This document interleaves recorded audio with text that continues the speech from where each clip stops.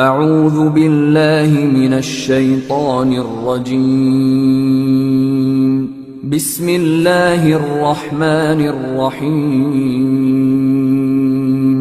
آپ کے سامنے چند آیتیں تلاوت کی گئی ہیں، انہی آیتوں کے تعلق سے آپ کے سامنے کچھ باتیں رکھی جائیں گی۔ یہ بات آپ سبھی لوگوں کو اچھی طرح سے معلوم ہے کہ جب دنیا کے اندر انسان بھیجا گیا اور اللہ تعالیٰ نے اسے ایک دستور دیا، ہر زمانے میں اللہ تعالیٰ نے انسانوں کے لیے دستور مقرر کیا، شریعتیں دی، اور انبیاء کرام علیہ السلام کے مختلف ادوار میں مختلف شریعتیں ان کو ملتی رہیں، یہاں تک کہ آخری شریعت اللہ کے نبی صلی اللہ علیہ وسلم جو آخری نبی ہیں اور آپ کے بعد کوئی نبی آنے والے نہیں ہیں، آخری شریعت ہم سب کو ملی ہے۔ آپ صلی اللہ علیہ وسلم سے پہلے بھی شریعتیں آئیں، طریقے آئے، اور اسی کی پیروی کرنے کے لیے کہا، اور یہ واضح کر دیا کہ جو طریقہ میرا رسول تمہیں بتا رہا ہے، میرے نبی تمہیں بتا رہے ہیں، اسی طریقے سے تمہیں زندگی گزارنی ہوگی، اور اسی بات کو انہی کی بات کو مان کر کے میری فرمانبرداری تم کر سکو گے۔ مطلب یہ ہے کہ منمانی طریقے سے تم اللہ کی فرمانبرداری نہیں کر سکتے ہو، فرمانبرداری اس طرح سے کرنی ہوگی جس طریقے سے میرے رسول تمہیں بتائے۔ اسی لیے اللہ تعالیٰ نے تمام انسانوں کو خطاب کر کے یہ فرمایا کہ فَإِمَّ يَأْتِيَنَّكُم مِّنِّي هُدًى فَمَن تَبِعَ هُدَايَ فَلَا خَوْفٌ عَلَيْهِمْ وَلَا هُمْ يَحْزَنُونَ۔ یہ آیت جو ہے یہ بتا رہی ہے کہ جب سے دنیا کے اندر انسان آئے اور ان سب کو یہ حکم دیا گیا، یہ بات بتائی گئی کہ ہر دور میں میرے جانب سے حکم آتا رہے گا، شریعتیں آتی رہیں گی، قانون تمہارے سامنے پیش ہوں گے، میرا طریقہ تمہیں میرا رسول بتاتے رہیں گے، اور جب تم میرے رسول کی پیروی کرتے رہو گے اپنے اپنے وقت میں تو تمہیں ہدایت ملتی رہے گی، اور تمہیں پھر کسی خوف یا غم کی ضرورت نہیں ہوگی۔ فَإِمَّ يَأْتِيَنَّكُم مِّنِّي هُدًى، اس بات پر ذرا دھیان دیجئے کہ ہدایت آئے گی تو میرے طرف سے آئے گی، یہ آسمان سے ہدایت آئے گی، کیونکہ آسمان سے آسمانی قانون ہوں گے، اس کے اندر کسی قسم کی کوئی رد و بدل کرنے کی کسی کو جرات نہ ہوگی۔ اگر کوئی شخص اللہ کے قانون کو بدلنے کی جرات کرے گا تو ہم اسے تسلیم نہیں کریں گے۔ خصوصیت کے ساتھ اللہ کے نبی صلی اللہ علیہ وسلم کے تعلق سے یہ بات واضح کر دی گئی، لَقَدْ كَانَ لَكُمْ فِي رَسُولِ اللَّهِ أُسْوَةٌ حَسَنَةٌ۔ محمد الرسول اللہ صلی اللہ علیہ وسلم کی زندگی تمہارے لیے بہترین نمونہ ہے۔ آپ صلی اللہ علیہ وسلم کی زندگی ہمارے لیے عبادت کے اندر اسی طریقے سے زندگی کے ہر شعبے میں آپ صلی اللہ علیہ وسلم کی زندگی نمونہ ہے، عقیدے کے معاملے میں، عمل کے معاملے میں، اور اسی طریقے سے تجارت کے معاملے میں، جتنے شعبے ممکن ہو سکتے ہیں اس زندگی میں، تمام معاملات میں آپ صلی اللہ علیہ وسلم کی زندگی ہمارے لیے نمونہ ہے، اور آپ کی جو زندگی ہے وہ مکمل ہے، وہ کامل ہے، اس میں کسی طریقے سے کوئی کمی نہیں ہے۔ اسی لیے تو اللہ تعالیٰ نے فرمایا لَقَدْ كَانَ لَكُمْ فِي رَسُولِ اللَّهِ أُسْوَةٌ حَسَنَةٌ، محمد الرسول اللہ صلی اللہ علیہ وسلم کی زندگی تمہارے لیے بہترین نمونہ ہے۔ اسی طریقے سے آپ صلی اللہ علیہ وسلم سے پہلے جس قدر انبیاء کرام علیہ السلام آئے، انہوں نے اللہ کی رضامندی بتائی، انہوں نے یہ بات بتا دی کہ اللہ کن باتوں سے راضی ہے اور کن باتوں سے ناراض ہے، اسی کی جانب اللہ تعالیٰ نے اس آیت کے اندر فرمایا ہے کہ میرے جانب سے ہدایتیں ملتی رہیں گی۔ بات یہ ہے کہ شیطان تو ہمیشہ انسان کا پیچھا لگا رہتا ہے، اور اس نے تو قسم کھا کر کے یہ بات کہی تھی لَأُغْوِيَنَّهُمْ أَجْمَعِينَ، میں قسم کھا کے کہتا ہوں کہ میں تمام کے تمام انسانوں کو بھٹکانے کی کوشش کروں گا إِلَّا عِبَادَكَ مِنْهُمُ الْمُخْلَصِينَ، لیکن وہ بندے جو مخلص ہوں گے، جو خالص ہوں گے، جو صرف اللہ سے ڈرتے ہوں گے، اللہ کے قانون کو صحیح طریقے سے تسلیم کرتے رہیں گے، میں ان سے جیت نہ سکوں گا، میں ان سے ہار جاؤں گا۔ لیکن عام طور سے جو لوگ ہیں دنیا کے اندر، پوری کوشش میری رہے گی کہ میں اس کو بھٹکا کر کے چھوڑوں گا۔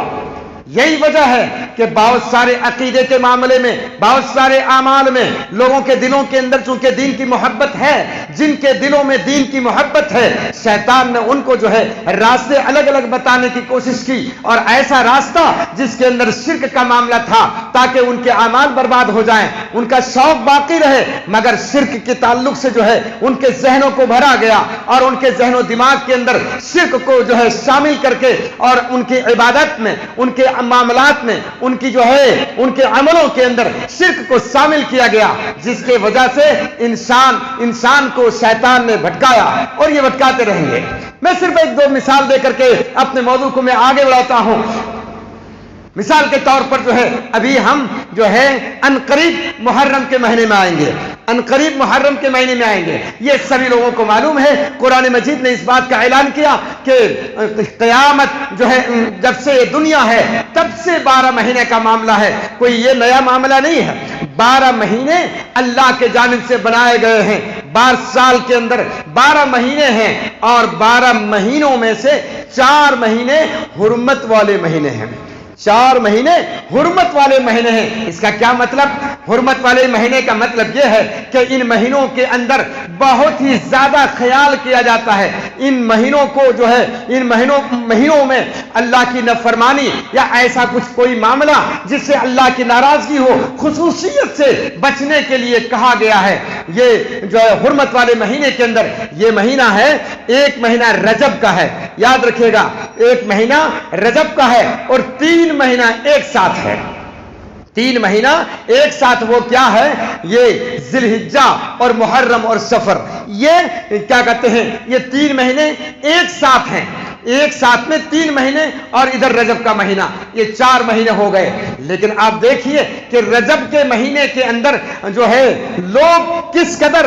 بدعت کرتے ہیں، کیسے کیسے خرافات اس کے اندر کیا جاتا ہے، جس میں شرکیات بھی داخل ہیں۔ میں اس تفصیل میں نہیں جانا چاہتا، صرف میں آپ کو اشارہ کر کے بتانا چاہتا ہوں کہ اس مہینے کے اندر بہت سارے ایسے کام کیے جاتے ہیں جس کے اندر شرک بہت زیادہ ہوتا ہے۔ غیر اللہ کے نام پر جانور ذبح کرنا، غیر اللہ کے نام پر بہت ساری جو ہے مرغا وغیرہ، اسی طریقے سے بکرا وغیرہ، یا کسی کے آستانے پر لے جا کر کے ذبح کرنے کا معاملہ، یہ آپ جو سنے ہوں گے یہ رجب کے کنڈے کے نام سے۔ تو بہرحال یہ تفصیل کا موقع نہیں ہے۔ اسی طریقے سے اب ہم جب محرم کے اندر آتے ہیں تو محرم بھی بہت ہی عظیم الشان مہینہ ہے۔ یہ وہی مہینہ ہے جس کے اندر جس کی 10ویں تاریخ میں اللہ رب العالمین نے حضرت موسیٰ علیہ السلام کو بنی اسرائیل سے نجات عطا فرمائی تھی، اور اللہ کے نبی صلی اللہ علیہ وسلم جب مکہ سے مدینہ تشریف لائے تو دیکھا کہ وہاں پر لوگ، یہودی لوگ روزہ رکھ رہے ہیں، 10ویں تاریخ کو روزہ رکھ رہے ہیں۔ آپ صلی اللہ علیہ وسلم نے فرمایا کہ یہ لوگ جو ہے اس بنیاد پر روزہ رکھتے ہیں کہ موسیٰ علیہ السلام کو نجات ملی تھی، بنی اسرائیل کو نجات ملی تھی، فرعونیوں سے اللہ تعالیٰ نے ان کی مدد کی تھی۔ تو بہرحال اس دن کے تعلق سے آپ نے فرمایا کہ موسیٰ علیہ السلام سے تو ہم زیادہ قریب ہیں ان کے مقابلے میں، بہرحال یہ ایک روزہ رکھتے ہیں، ہمیں بھی روزہ رکھنا چاہیے، اور ہم 2 روزے رکھیں گے، 10ویں 11ویں کو، یا 9ویں اور 10ویں کو، یعنی پہلے ایک ملا لیں یا ایک بعد میں ملانا ہے، یہ آپ صلی اللہ علیہ وسلم نے واضح کر دیا۔ بہرحال اس کے اندر روزہ رکھنے کا معاملہ تھا، نیک عمل کرنے کا معاملہ تھا، لیکن آپ دیکھیں کہ یہ 10ویں تاریخ کو کیا کچھ ہوتا ہے۔ 10ویں تاریخ کو اگر آپ دیکھیں گے اور صحیح گہری نظر سے دیکھیں گے تو یہ بات معلوم ہوگی کہ اس میں بہت سارے خرافات، جس میں شرکیات تک، جس میں غیر اللہ کو پکارنا، جس میں حضرت حسن حضرت حسین کو جو ہے پکارنے کا معاملہ، اور یہ مشکل کشائی کے تعلق سے یہ عقیدہ رکھنا کہ جب ان کو پکارا جاتا ہے تو جو ہے مشکل کشائی کرتے ہیں، یا تعزیہ کا معاملہ بالکل صاف اور ستھرے انداز میں یہ تعزیہ کا معاملہ آپ سب کو معلوم ہے، یہ اہل علم جانتے ہیں کہ ہندوستان میں 600 برس کے بعد اس کا ایک سلسلہ جو ہے شروع کیا گیا، اور یہ تیمور لگنے سے شروع کیا۔ اس کے علاوہ جو ہے اس کا اسلام سے اس کا کوئی تعلق نہیں ہے۔ بہرحال اسلام تو اس کے خلاف ہے، اس میں کوئی شک اور شبہ کی گنجائش نہیں ہے۔ بہرحال یہ محرم جو ہے 10ویں محرم کو ہمیں بہتر عمل روزہ رکھنا چاہیے، اللہ کو خوش کرنا چاہیے، لیکن ان دنوں میں ہم محسوس یہ کرتے ہیں کہ بہت سارے خرافات کیے جاتے ہیں جس سے ہمیں بچنا تھا، جس سے ہمیں بچنا ضروری تھا، لیکن لوگ اپنے اعمال کو، اپنے عقیدے کو برباد کیے ہوئے ہیں۔ اس میں بہت ساری تفصیلات ہیں، بہت سارے برے کام ہوتے ہیں جس سے بچنا انتہائی ضروری تھا، لیکن اس مہینے کو، مبارک مہینے کو، محرم جو ہے ایسا مہینہ جس کی حرمت اللہ کے جانب سے ہے، جس کی عزت اللہ کے جانب سے ہے، اس مہینے کو ہم نے گناہوں سے بھر دیا ہے۔ ہم اللہ سے دعا کرتے ہیں کہ اللہ تعالی ہم سب کو صحیح سمجھ عطا فرمائے اور صحیح طریقے سے ہمیں دین کو سمجھنے کی توفیق دے، وہ باتیں ماننے کی توفیق دے جو کتاب و سنت میں ثابت ہے، اور جو چیزیں کتاب و سنت سے ثابت نہیں، جو دین نہیں ہے، ہمیں اس سے جو ہے پرہیز کرنے کی توفیق نصیب فرمائے۔ یاد رکھیں کہ چاہے جتنا بھی اچھا لگے ظاہری طور پر، اگر اس کا تعلق کتاب و سنت سے نہیں ہے تو وہ بدعت ہے۔ بدعت تو اسی کو کہتے ہیں جس کا تعلق جو ہے کتاب و سنت سے نہ ہو اور آدمی اسے دین سمجھ کر کے کوئی کام کرنے لگ جائے، تو یہ پورا جو کام اس کے اندر ہوتا ہے، روزے کے علاوہ، نیکی کے علاوہ، بھلائی کے علاوہ جس قدر لوگ کرتے ہیں، تعزیہ اٹھانا، اس کے اندر ڈھول بجانا، اس کے اندر جو ہے بہت سارے جو ہے حسن حسین کے نام کو پکارنا، یا اس طریقے سے جو بھی خرافات کیے جاتے ہیں، اس کا اسلام میں کوئی بھی حق اور حصہ نہیں ہے، اور اسلام میں اس کا کوئی تصور نہیں۔ بہرحال یہ مختصر سے انداز میں نے یہ بات، چونکہ محرم کا مہینے میں ہم داخل ہونے والے ہیں، اس لیے میں نے یہ باتیں بتا دی۔ تو اللہ تعالیٰ نے کیا فرمایا؟ فَإِمَّا يَأْتِيَنَّكُم مِّنِّي هُدًى فَمَن تَبِعَ هُدَايَ فَلَا خَوْفٌ عَلَيْهِمْ وَلَا هُمْ يَحْزَنُونَ۔ میرے جانب سے ہدایتیں آئیں گی، میرے جانب سے دستور آئے گا، میرے جانب سے قانون آئے گا، جب تم اس قانون کی پیروی کرو گے فَلَا خَوْفٌ عَلَيْهِمْ وَلَا هُمْ يَحْزَنُونَ، تو پھر خوف کرنے کی ضرورت نہیں، ڈرنے کی ضرورت نہیں، وَلَا هُمْ يَحْزَنُونَ، اور نہ تمہیں غم کرنے کی ضرورت ہے، بلکہ اللہ کی مدد تمہارے لیے آئے گی۔ تمہیں دنیا میں بھی اللہ مدد کرے گا، آخرت میں بھی مدد کرے گا، جس طریقے سے اللہ رب العالمین نے مومنوں کے تعلق سے ارشاد فرمایا کہ اس میں کوئی خبردار اللہ کے اولیاء کے لیے، اللہ کے نیک لوگوں کے لیے، اللہ کے دوست کے لیے، الا ان اولیاء اللہ لا خوف علیہم ولا هم يحزنون، خبردار اللہ کے اولیاء کے لیے، اللہ کے دوستوں کے لیے، اللہ کی بات کو ماننے والوں کے لیے، اللہ کے قانون پر چلنے والوں کے لیے، لا خوف علیہم ولا هم يحزنون، ان کے لیے نہ خوف کی ضرورت ہے اور نہ غم کرنے کی ضرورت ہے۔ کیوں؟ اس لیے کہ اللہ تعالیٰ دنیا میں بھی اللہ مدد کرتا ہے اور آخرت میں بھی اس کی مدد فرمائے گا۔ الا ان اولیاء اللہ لا خوف علیہم ولا هم يحزنون الذین آمنوا، یہ کون لوگ ہیں اولیاء اللہ؟ بہت سارے لوگ سمجھتے ہیں کہ دنیا سے جانے کے بعد آدمی اولیاء اللہ بن جاتا ہے۔ بہت سارے لوگ جن کی جو ہے دنیا کی زندگی میں ہم یہ دیکھتے ہیں کہ ان کے اعمال قرآن کے خلاف، ان کے اعمال حدیث کے خلاف، ان کے عقیدے قرآن و حدیث کے خلاف، ان کا سارا عمل کتاب و سنت کے خلاف، لیکن انتقال کے بعد، ان کو دفنانے کے بعد، ان کی ان کی جو ہے قبر بنانے کے بعد، ان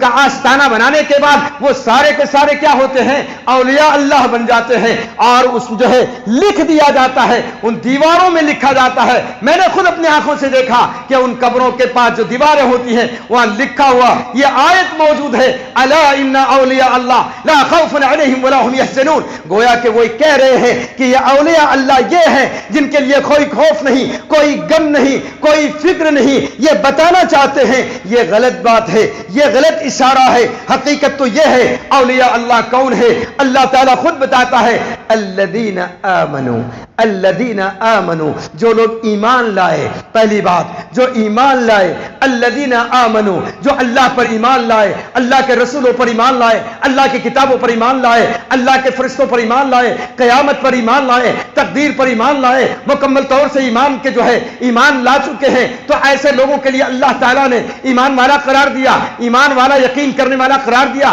تو رب نے فرمایا الذین آمنوا، جو لوگ ایمان لائے، وکانوا یتقون، اور وہ ڈرتے رہے۔ یہ لفظ کانا کا جو استعمال ہے عربی زبان کے اندر یہ استمرار کے لیے ہے۔ جب لفظ کانا جو ہے یہ فعل مضارع میں داخل ہوتا ہے تو یہ استمرار ہوتا ہے، کنٹینیو طور پر، یعنی برابر، یعنی ہمیشہ برابر جو ہے اللہ تعالیٰ یہ فرما رہا ہے وہ کان یتقون، وہ ہمیشہ ہی ڈرتے رہے، ہمیشہ اللہ سے ڈرتے رہے. اسی یہ ایمان والوں کی یہ صفت اللہ نے بتائی ہے، وہ کانوا یتقون، ہمیشہ ڈرتے رہے یہاں تک کہ موت آ گئی. لہم البشرا فی الحیات الدنیا، ان کے لیے بشارت ہے دنیا کی زندگی میں. سبحان اللہ، یہ زندہ ولیوں کے تعلق سے اللہ نے اس آیت میں فرمایا لہم البشرا فی الحیات الدنیا، یہ دنیا کی زندگی میں وہ کیا ہے، ان کے لیے بشارت ہے. یعنی اللہ کے یہ دوست ہیں، اللہ کے نیک بندے ہیں، اللہ کے محبوب بندے ہیں. لہم البشرا، ان کے لیے بشارت ہے دنیا کی زندگی میں. وَلَهُ الْبُشْرَى فِي الْحَيَاةِ الدُّنْيَا، دنیا کی زندگی میں. وَفِي الْآخِرَةِ، اور آخرت میں بھی. معلوم یہ ہوا کہ دنیا میں آپ موجود ہو، آپ اگر نیک ہو، آپ اگر صحیح راستے پر ہو، اللہ کے قانون پر ہو، اللہ کے دین پر ہو، اللہ کے نبی صلی اللہ علیہ وسلم کے طریقے پر ہو، آپ کی زندگی اسی طریقے پر ہے جس کے جانب نبی کریم صلی اللہ علیہ وسلم نے دعوت دی ہے، اللہ کے نبی صلی اللہ علیہ وسلم کے صحابہ کے طریقے پر ہو، تو یقینی طور پر اللہ نے یہ کہا کہ یہ لہم البشرا، ایسے لوگوں کے لیے بشارت ہے دنیا کی زندگی میں. وفی الآخرہ، اور آخرت میں بھی. دونوں کا معاملہ آ گیا. دنیا کے اندر زندہ ہیں تب بھی اولیاء اللہ ہیں، اور اگر وہ دنیا سے جا چکے ہیں تب بھی وہ اولیاء اللہ ہیں. مگر آیت کے اندر یہ لکھ کر کے، مزاروں پر لکھ کر کے یہ ثابت کرنا چاہتے ہیں کہ یہ مرنے کے بعد اولیاء اللہ بنتے ہیں. ایسی بات نہیں ہے، دنیا میں بھی ہے اور آخرت میں بھی. مگر کون لوگ؟ الذین آمنوا وکانوا یتقون، جو ایمان لائے اور اللہ سے ہمیشہ ڈرتے رہے، اللہ کے قانون کو مانتے رہے، اللہ رب العالمین کے قانون کو جو ہے پسے پس نہیں ڈالا، منمانی نہیں کیا، بدعات نہیں کیے، خرافات نہیں کیے، اور جو ہے شرکیات میں جو ہے شامل نہیں ہوئے. ایسے لوگوں کے لیے رب نے فرمایا انہی کے لیے بشارت ہے، انہی کے لیے بھلائی کا معاملہ ہے، انہی کے لیے اللہ کے جانب سے جو ہے خوشخبری ہے. لہم لہم البشرا فی الحیات الدنیا وفی الآخرہ لا تبدیل لکلمات اللہ، اللہ کے فیصلے میں کوئی تبدیلی نہیں. بہرحال اب ہم جو ہے اس جانب جاتے ہیں کہ یہ بہت ساری غلطیاں، بہت سارے گناہ، بہت سارے غلط راستے لوگ اپنا چکے ہیں. چھوٹی سی زندگی ہے، چھوٹی سی زندگی کے اندر آپ غور کریں، آپ غور و فکر کریں گے تو بہت سارے جو ہے بہت سارے گناہ ہماری زندگیوں میں موجود ہے. چاہے عقیدے کے تعلق سے ہو، عمل کے تعلق سے ہو، چاہے معاشرے کے اندر جو ہم رہتے ہیں، اپنے معاشرے میں جو ہے لوگوں کے تعلقات سے ہو، بہت ساری غلطیاں ہم کرتے رہتے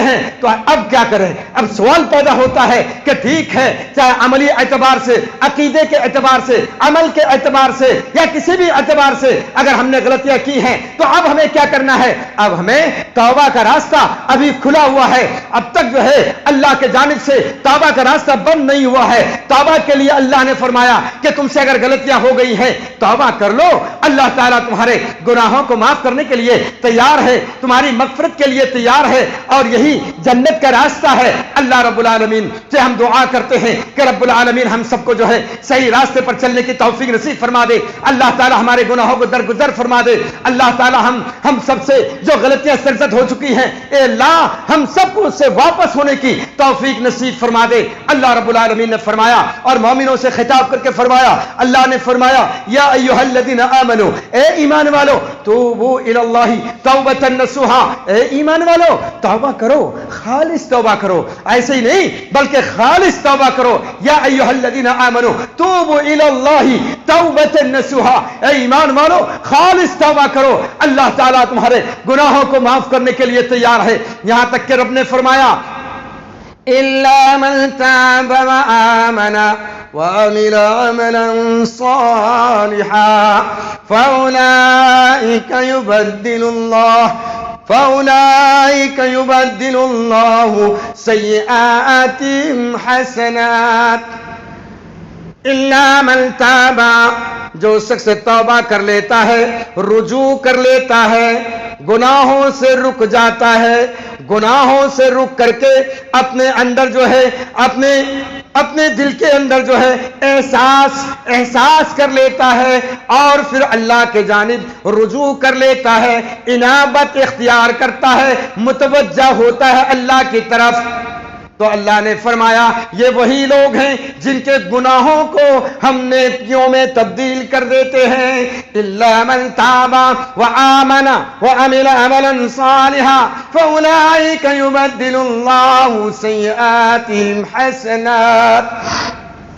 جس نے توبہ کیا اور نیک عمل کیا، توبہ کیا اور ایمان لے آیا، توبہ کے بعد ایمان کا معاملہ، ایمان لے آیا، وآمن اور ایمان لے آیا، وعمل عملا صالحا اور نیک عمل کیا، فاولئک یبدل اللہ، یہی وہ لوگ ہیں جن کے گناہوں کو اللہ نیکیوں میں بدل دیتا ہے۔ اس سے بڑھ کر کے کیا بات ہو سکتی ہے؟ اللہ کتنا رحیم و کریم ہے، اللہ کتنا غفور رحیم ہے، کس قدر معاف کرنے والا ہے کہ آدمی کے گناہ چاہے آسمان کے تاروں کے برابر ہوں، زمین کے ذروں کے برابر ہوں، درخت کے پتیوں کے برابر ہوں، جس قدر زیادہ ہوں، لیکن رب کا کرم جو ہے اتنا عظیم ہے، جب بندہ اپنے دل کے اندر احساس کرتا ہے کہ اے اللہ مجھ سے غلطی ہو چکی ہے، اے اللہ بتقاضِ بشریت میں اس معاملے میں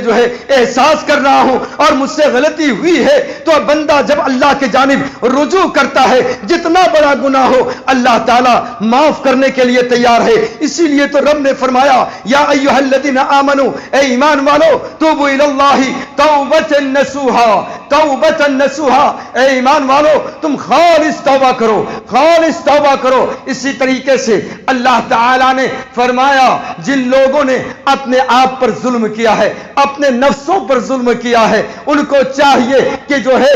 اللہ رب العالمین کے معاملے میں یہ ذہن میں رکھے کہ اللہ ان کے گناہوں کو معاف کر دے گا، حسن ظن رکھے اور پھر اللہ کے سامنے توبہ کرے، کیونکہ اللہ نے فرمایا ان اللہ یغفر الذنوب جميعا، بے شک کہ اللہ تمام گناہوں کو معاف کرنے والا ہے، انہ هو الغفور الرحیم، اس لیے کہ وہ اللہ کی ذات جو ہے وہ زبردست غفور ہے، زبردست معاف کرنے والا ہے، زبردست رحم کرنے والا ہے۔ تو ہمیشہ اللہ کے نیک بندے اپنے گناہوں سے توبہ کرتے ہیں اور توبہ کر کے جنت کا راستہ اختیار کر لیتے ہیں، اللہ کو راضی کر لیتے ہیں۔ زندگی بھر ایک آدمی گناہ کرتا ہے، اللہ کے نبی جناب محمد رسول اللہ صلی اللہ علیہ وسلم نے فرمایا کہ ایک بندہ اپنی زندگی میں برابر گناہ کا کام کرتا رہتا ہے، یہاں تک کہ وہ جہنم سے صرف ایک بالشت کی دوری میں رہتا ہے، یعنی قریب ہے کہ اب جہنم میں چلا جائے، لیکن اللہ کی توفیق، اللہ کا کرم، اللہ کی مہربانی، وہ بندہ فکر کرتا ہے، وہ بندہ آخری وقت میں احساس کرتا ہے اور پھر اپنے گناہوں کو دیکھتا ہے، اپنی غلطیوں کو دیکھتا ہے، اپنے جو کچھ اس سے سرزد ہوئے ہیں اس چیز کی جانب متوجہ ہو کر کے غور و فکر کرتا ہے، اپنے برے انجام کو دیکھتا ہے، پھر وہ آنسو بہاتا ہے، اللہ کے سامنے اپنے غلطیوں کا احساس کر کے اللہ کے سامنے روتا گڑگڑاتا ہے، یہاں تک کہ وہ توبہ کر لیتا ہے، اور اللہ کے سامنے جب توبہ کرتا ہے اور بس موت آ جاتی ہے، جلدی موت آ جاتی ہے، اللہ تعالیٰ اسے جہنم کے بجائے اسے جنت میں داخل کر دیتا ہے۔ اسی طریقے سے اللہ کے نبی صلی اللہ علیہ وسلم نے فرمایا کہ ایک شخص جنت کے قریب پہنچ جاتا ہے، ایک آدمی بالکل بہت نیک عمل کرتا ہے، اپنی پوری زندگی میں نیک عمل کرتا چلا جاتا ہے، لیکن آخری وقت ایسا ہوتا ہے کہ ایسا کچھ کلمات ادا کر دیتا ہے، زبان سے اس قدر بے صبری کا اظہار کرتا ہے، اللہ کی شان میں گستاخی کرتا ہے، اور وہ شخص اللہ تعالیٰ کے حکم سے وہ جہنمی بن جاتا ہے۔ اسی لیے اللہ کے نبی جناب محمد رسول اللہ صلی اللہ علیہ وسلم آخری وقت میں موت کے وقت ثابت قدمی کی دعا مانگا کرتے تھے۔ میرے بھائیوں، آخری وقت کی جو ہے جب موت سے قریب انسان ہوتا ہے، جب اسے تکلیفیں پہنچتی ہیں، جب اسے محسوس ہوتا ہے موت کی جو ہے موت کی تکلیفوں کا احساس کرتا ہے، آدمی کی زبان سے کچھ بات نکل جاتی ہے۔ اسی لیے اللہ کے نبی صلی اللہ علیہ وسلم نے فرمایا کہ تم جو ہے موت کے وقت جو ہے ثابت قدمی کی دعا کیا کرو، اور آپ بھی ثابت قدمی کی دعا کرتے تھے۔ ہمیشہ اس سلسلے میں آپ کی زبان میں دعا ہوتی تھی کہ اللہ آخری وقت میں تو ہمیں ثابت قدم رکھ، اور یہی مومنوں کا بھی وتیرہ ہونا چاہیے، مومنوں کا بھی یہی طریقہ ہونا چاہیے، ہمیشہ ڈرتا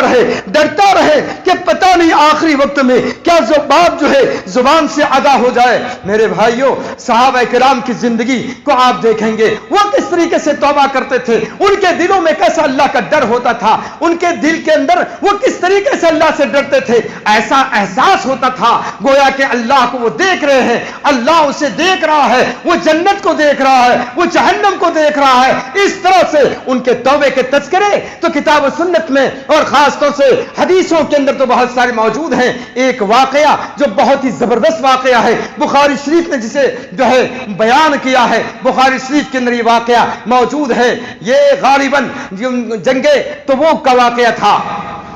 کعب بن مالک، مرارہ بن ربی اور ہلال بن امیہ، یہ حدیث کے اندر الفاظ جو ہے ان کے نام باقاعدہ بیان ہوئے ہیں۔ مرارہ بن ربی، ہلال بن امیہ اور کعب بن مالک، ان سے ایک غلطی ہوتی ہے، ایک غلطی سرزد ہو جاتی ہے، اور وہ بھی غلطی جو ہے اجتہادی طور پر ان کی غلطی سرزد ہوئی تھی، اور جسے غلطی قرار دیا گیا۔ بہرحال غلطی یہ تھی کہ جنگ تبوک کے موقع پر اللہ کے نبی صلی اللہ علیہ وسلم نے اعلان کیا کہ سب لوگوں کو نکلنا ہے، جہاد کے لیے نکلنا ہے، اللہ کے دین کے لیے نکلنا ہے، اللہ کے دین کی نصرت کے لیے نکلنا ہے، اللہ کے دین کی مدد کے لیے نکلنا ہے۔ جب یہ بات آئی تو یہ تین صحابی بہت سارے، جبکہ منافقین بھی نہیں گئے، اور انہوں نے الگ الگ طریقے سے جو ہے بہانے بنا لیے۔ اللہ کے نبی سے کسی نے کچھ کہا، کسی نے کچھ کہا، آپ نے اجازت دے دی، لیکن چونکہ آپ صلی اللہ علیہ وسلم تو اصلی حالت تو جانتے نہیں تھے، آپ عالم الغیب بھی نہ تھے، اس لیے اصلی حالت جانتے نہ تھے۔ اللہ تعالیٰ نے قرآن مجید جب نازل فرمائی تو فرمایا کہ آپ ان کی حقیقت کو نہیں جان رہے تھے، یہ اصل میں منافق لوگ تھے جنہوں نے آپ سے آ کر کے جو ہے یہ کہا تھا کہ ہمارے گھر کھلے ہوئے ہیں، ہمارے گھر کھلے ہوئے ہیں، ہمارے گھر میں کوئی ہے نہیں، ہمارے گھر میں فلاں ضرورت ہے، اس قسم کی بات کہہ کر کے انہوں نے اجازت لے لی تھی اور آپ کے ساتھ نکلے نہیں۔ مگر تین آدمی جو بڑے پکے اور سچے جو ہے صحابی رسول تھے، ان سے یہ غلطی ہو گئی کہ انہوں نے سوچا کہ ہم آپ جو ہے آپ سے آپ کے قافلے میں بعد میں جا کر کے مل جائیں گے۔ کیوں؟ اس لیے کہ ان دنوں ان کے پاس بہترین قسم کے گھوڑے، بہترین قسم کے اونٹ تھے، جس کے وجہ سے ان کے ذہن میں یہ بات آئی تھی کہ ایک منزل یہ چلے جائیں گے، اس کے بعد ہم جا کر کے تیزی سے ان کے ساتھ ہم مل جائیں گے۔ یہ اجتہادی غلطی میں نے اس لیے یہ بات کہی تھی۔ تو بہرحال جب یہ معاملہ ہوا تو جب 1 سے 2 اور 2 سے 3 منزل جب لوگ نکل گئے تو یہ ہمت ہار کر کے گھر میں بیٹھ گئے۔ بس یہ غلطی ہوئی تھی۔ اللہ کے نبی صلی اللہ علیہ وسلم جب واپس ہوئے تو جو ہے پھر ان کے بارے میں یہ بات ہوئی کہ یہ لوگ بھی نہیں گئے تھے، اور یہ آخر کیوں نہیں گئے؟ تو اللہ کے نبی صلی اللہ علیہ وسلم نے اپنے طریقے سے، اپنے ذہن سے ان کے بارے میں یہ کہا کہ جب تک کہ اللہ کا فیصلہ نہیں آئے گا، تم سے یہ غلطی ہوئی ہے، تم نے یہ غلطی کی ہے۔ یعنی اللہ کے نبی نے جب اعلان کیا، جب حکم دیا، تو اس حکم کو تم نے مانا نہیں، اس لیے تمہاری یہ بڑی غلطی ہے۔ جب تک کہ اس کے بارے میں اللہ کے جانب سے کوئی فیصلہ نہ آ جائے، ہم کچھ بھی فیصلہ نہیں کریں گے۔ بس ہم اس بات کا آرڈر دیتے ہیں کہ بائیکاٹ کرو ایسے لوگوں کی جنہوں نے اللہ کے نبی صلی اللہ علیہ وسلم کے اعلان کے بعد جو ہے حکم کو نہیں مانا، کیونکہ ظاہری پر فیصلہ آپ فرمایا کرتے تھے، باطن پر نہیں، کیونکہ باطن تو اللہ جانتا ہے۔ اللہ کے نبی صلی اللہ علیہ وسلم نے ان تینوں آدمی کے بارے میں جب یہ اعلان کیا، اور بہت سارے لوگ جو منافق تھے انہوں نے آ کر کے الگ الگ بہانے بناتے رہے کہ یہ بات تھی، یہ بات تھی، یہ بات تھی۔ بہرحال آپ صلی اللہ علیہ وسلم سے جھوٹ بول کر کے انہوں نے جو ہے بہت ساری باتیں سمجھانے کی کوشش کی۔ آخر میں یہ ہوا کہ ان تینوں کے بارے میں یہ اعلان ہو گیا کہ ان سے کوئی بات تک نہ کرے، ایک بات بتاؤں، جب آج ہمارے یہاں یعنی ہمارے ماحول میں اگر کسی کے بارے میں یہ بات اعلان کر دی جائے کہ یہ نماز پڑھنے نہیں جا رہا ہے، یہ نماز پڑھنے نہیں جا رہا ہے، یا یہ روزہ نہیں رکھتا ہے، یا یہ اللہ کے دین کے فلاں عمل کو نہیں کرتا ہے، لہذا ہم ناراض ہو کر کے ان کو بائیکاٹ کرتے ہیں، ان سے بات چیت نہیں کریں گے، تو آج کے لوگوں کے دلوں کے اندر کوئی فرق نہیں پڑے گا۔ وہ کہیں گے ٹھیک ہے مت بات کرو، ہمیں کیا فرق پڑتا ہے، یہ ایمان کا، یہ ہمارے ایمان کا معاملہ ہے۔ مگر ان کا معاملہ یہ تھا، جب یہ بات آئی کہ ان سے بات نہیں کرنی ہے، تو گویا کہ ان کے اوپر چونکہ صحابی رسول تھے، سچے مومن تھے، پکے مومن تھے، ان کے اوپر پہاڑ ٹوٹ پڑا اور ان کو احساس ہوا، وہ روتے رہے، توبہ کرتے رہے، مغفرت چاہتے رہے اللہ سے۔ اللہ کے نبی صلی اللہ علیہ وسلم نے جیسا حکم دیا، صحابہ ان سے بات چیت کرنا بند کر دیے، یہاں تک کہ بعض صحابہ کہتے ہیں کہ فلاں میرا رشتہ دار تھا، فلاں میرا رشتہ دار تھا، بہت قریبی تھا، اس نے آ کر مجھ سے سلام کیا، مجھ سے سلام، ایک باغیچے کے اندر میں موجود تھا، کعب بن مالک نے آ کر سلام کیا تو میں نے جواب نہیں دیا، پھر وہ آنسو بہانے لگے اور کہنے لگے کہ میں مومن ہوں، میں اللہ اور اس کے رسول پر ایمان رکھتا ہوں، مجھے میرا سلام کا جواب نہیں دیتے ہو۔ تو وہ کہنے لگے کہ بات تو نہیں کی، مگر انہوں نے اشارہ کیا، آسمان کے جانب اشارہ کیا۔ اندازہ لگائیے کہ وہ کس طرح سے اللہ کے نبی صلی اللہ علیہ وسلم کے حکم کی تابعدار تھے، آپ صلی اللہ علیہ وسلم کے فرمان کے مطابق کس طریقے سے وہ عمل کرتے تھے۔ انہوں نے کہا مجھے پتہ نہیں، مجھے نہیں معلوم، وہ اللہ جانتا ہے، مجھے جو حکم ملا ہے میں اس پر عمل کروں گا۔ اور اس عمل کے بعد کعب بن مالک جب بازار میں آئے تو یہ ایک شخص آواز لگا رہا تھا، غسان کا بادشاہ کے جانب سے ایک خط آیا ہوا تھا اور اعلان ہو رہا تھا کہ ایک خط آیا ہے، یہ کعب بن مالک کے لیے آیا ہے، یہ آدمی کون ہے؟ اچانک ان سے ملاقات ہوئی اور اس خط کو لے جا کر کے دیا، اور اس میں لکھا تھا میں نے سنا ہے کہ تمہارے نبی نے جس کو تم نے رسول مانا ہے، جس پر تم ایمان لائے ہو، تمہیں بے عزت کر دیا ہے، تمہیں ذلیل کر دیا ہے، لہذا آؤ میں تمہیں اپنے یہاں بڑے منصب سے نوازنے کے لیے تیار ہوں، تم باعزت لوگ ہو۔ اب دیکھیں یہاں عزت دینے کے لیے تیار، یہاں دولت دینے کے لیے تیار، یہاں حکومت دینے کے لیے تیار، مگر یہاں کیا معاملہ تھا؟ ان کو پتا تھا یہ دنیا کی دولت کچھ بھی نہیں ہے، دنیا کی شہرت کچھ نہیں ہے، دنیا کی عزت کچھ نہیں ہے۔ انہوں نے اس خط کو لیا اور کہا یہ میرے لیے تو یہ ایک امتحان ہے، میرے لیے ایک فتنہ ہے۔ وہ کہتے ہیں میں گھر آیا اور اسے اس خط کو میں نے تندور میں ڈال دیا، آگ میں ڈال دیا تاکہ جل جائے، اور میں نے کہا کہ مجھے اللہ اور اس کا رسول چاہیے، مجھے اللہ سے محبت ہے، اس کے رسول سے محبت ہے، مجھ سے یہ غلطی ہوئی ہے تو اے اللہ تو ہمیں درگزر فرما دے، ہمیں معاف کر دے۔ یہ معافی مانگ رہے ہیں، یہ مغفرت چاہ رہے ہیں، یہ اللہ کے رضامندی چاہ رہے ہیں، اور بات اصل میں ان سے جو غلطی ہوئی تھی اس پر بیٹھے نہیں رہے۔ اور اس کے علاوہ ان کے دو ساتھی مرارہ بن ربی، ہلال بن امیہ کا بھی یہی معاملہ تھا، یہاں تک کہ ہلال بن امیہ اور مرارہ بن ربی 40 دن پورے گزرے، اور اللہ کے نبی صلی اللہ علیہ وسلم نے فرمایا کہ اور 10 دن کر دو، یعنی 50 دن کے لیے بات چیت بند، یہاں تک کہ اللہ رب العالمین کے جانب سے توبہ کے لیے توبہ کی آیت نازل ہو گئی۔ تو کیسے لوگ تھے؟ میرا کہنے کا مطلب یہ ہے جب ان سے کوئی چھوٹی سی غلطی ہوتی تھی، اس غلطی کا احساس ان کو ہوتا، اور دنیا کی کوئی چیز ان کو لالچ کے وجہ سے ایمان کو انہوں نے نہیں چھوڑا۔ یہ ایسا ایمان ہونا چاہیے، اور ہمیں بھی ان کے ایمان کو دیکھ کر کے اپنے ایمان کو تازہ کرنا چاہیے، اپنے ایمان کو مضبوط کرنا چاہیے، کیونکہ اللہ کی رضامندی اصلی رضامندی ہے۔ اللہ راضی ہے، پوری دنیا ناراض ہے تو کوئی فرق نہیں پڑتا، اگر اللہ ناراض ہے تو یقینی طور پر ہم برباد ہو جائیں گے۔ اس لیے میرے بھائیوں، ہم اپنی غلطیوں پر دھیان دیں، اپنی گھریلو زندگی میں اور معاشرتی زندگی میں، اسی طرح سے عملی زندگی میں، اسی طرح سے آپ کے اعتقاد عقیدے کے معاملے میں اگر کہیں ہم نے غلطیاں کی ہیں اور غلط راستے اختیار کیے ہیں، شرک کا عمل ہوا ہے تو یا بدعات کے عمل ہم سے اگر ہوئے ہیں تو ہمیں اللہ سے معافی مانگنی چاہیے، اور پھر ہمیں اللہ کے راستے کی طرف متوجہ ہونا چاہیے. اللہ تعالیٰ چاہے گا تو وہ جو ہے ہمارے گناہوں کو درگزر فرما دے گا, اور اسی میں ہمارے لیے بہتری ہے, اور یہی جنت کا راستہ ہے. تو رب نے فرمایا انہ هو الغفور الرحیم, بے شک کہ وہ معاف کرنے والا اور انتہائی رحم کرنے والا ہے, غفور ہے اور رحم کرنے والا ہے. اللہ تعالیٰ سے دعا ہے رب کریم ہم سب کو اپنی زندگی کو بہتر سے بہتر بنانے کی توفیق نصیب فرما دے. پروردگار ہمارے گناہوں کو درگزر فرما. پروردگار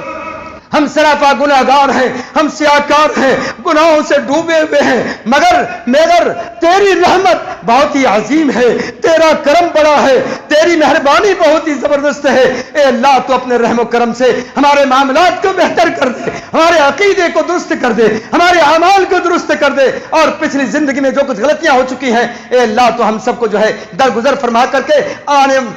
مستقبل کی زندگی کو, جو بھی زندگی ہے اس میں نیک عمل کرنے کی توفیق نصیب فرما, اور اسی کی طرف لوگوں کو دعوت دینے کی توفیق دے, توحید کی دعوت دینے کی توفیق عطا فرما, لوگوں کو شرک سے روکنے کی توفیق نصیب فرما, اور اس میں محنت کی توفیق عطا فرما. ہمیں اپنی ذمہ داریوں کو ادا کرنے کے اللہ توفیق نصیب فرمائے. ربنا تقبل منا انك انت السميع العليم وتب علينا انك انت التواب الرحيم.